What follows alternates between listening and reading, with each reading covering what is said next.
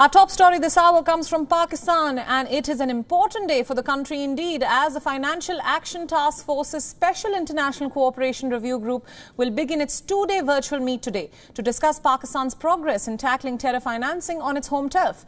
The group includes countries like China, India, the US and the UK, and it will be submitting a report ahead of the FATF's plenary meet on October 21st.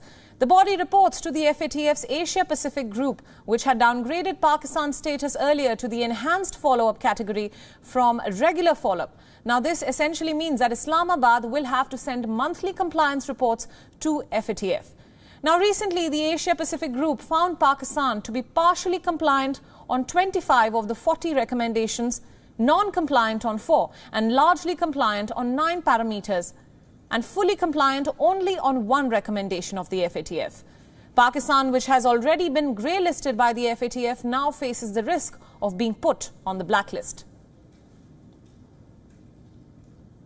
Now, for more on this, we are being joined by our Pakistan Bureau Chief Anas Malik from Islamabad. A very good afternoon to you, Anas. Now, tell us, the FATF special group is scheduled to meet today to review Pakistan's progress in tackling terror financing and also devise some recommendations. Tell us more about some of the members of this group and what lies ahead for Pakistan as it tries to get off the FATF's grey list.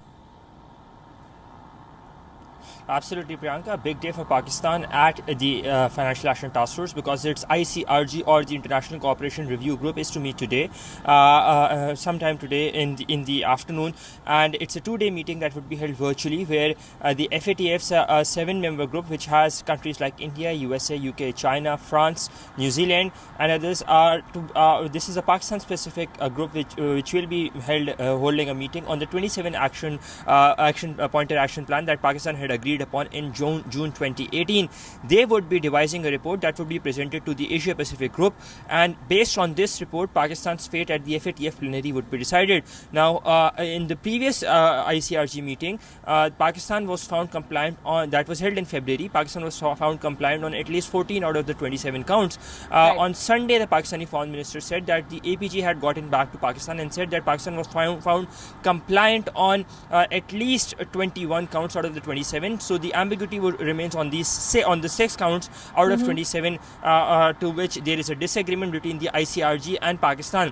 The ICRG, or the APG, had sent 150 questionnaire to Pakistan as well after the virtually held APG meeting that was from 15th of September till the 17th of September, and today at the meeting, right, Pakistan would be responding to those questions. So all in all, an all-important meeting, because this would decide Pakistan's fate at the FATF plenary, that is to happen from the 21st of October till 23rd of October, and whether Pakistan would be can be off from that currently holding grey list or not. Remember, right, Pakistan would require at least 12 votes to get off the currently holding grey list, and minimum 3 votes to currently withhold the status or status quo of its grey list as well. So all in all, a very important meeting of the ICRG that is to happen today, and that is to begin from today, that will decide Pakistan's fate at the FATF plenary. Right, yes, absolutely. Now, Anas, let's look at the broader picture here. What can we expect from the FATF going forward, and how will the Pakistan government respond? Now, we know that getting international aid will be a huge issue if it remains on the grey list, and even a bigger issue and a concern if it is blacklisted. Well, as we speak, the chances of being blacklisted are pretty dim, because Pakistan has done enough. As I said, the Pakistani foreign minister has claimed that Pakistan has done, as per the APG, Pakistan has done at least 21 out of the 27 points that it had agreed upon.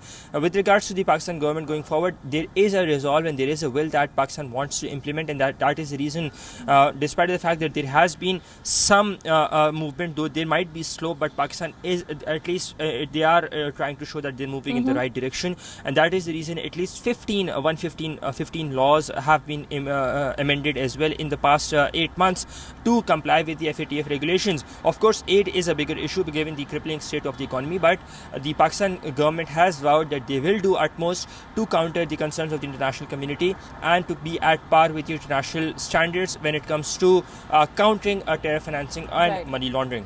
Yes, right. Just my final question for you, Anas. Now, India too is a member of this special group within the FATF, and Pakistan has demanded earlier that the country be removed. So what are the reasons for this? Does it fear that it will be exposed? No, but see, Pakistan believes that given the animosity that Pakistan and India share over the history, the historical animosity that Pakistan and India shares, therefore there cannot be an impartial view from the Indian side, and that is the reason Pakistan has been vowing and eyeing and saying that India should be removed from this special group of the ICRG that reviews Pakistan specifically.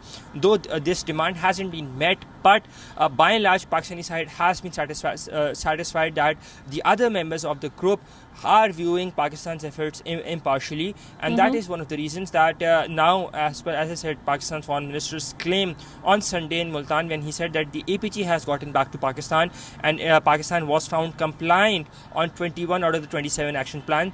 Therefore, that is indeed welcoming, and that is something Pakistan would want to focus on with quote unquote want to highlight the quote unquote negative role of India at the ICRG, given the historical animosity that the two countries share, and their focus would be on the other 6 members of the group to highlight and to portray their efforts that yes, they have been progressing sincerely. That is what the Pakistan side's motive would be. Right. Yes, Priyanka. All right, Anas, thank you so much for joining us on this broadcast and for all your inputs on this story.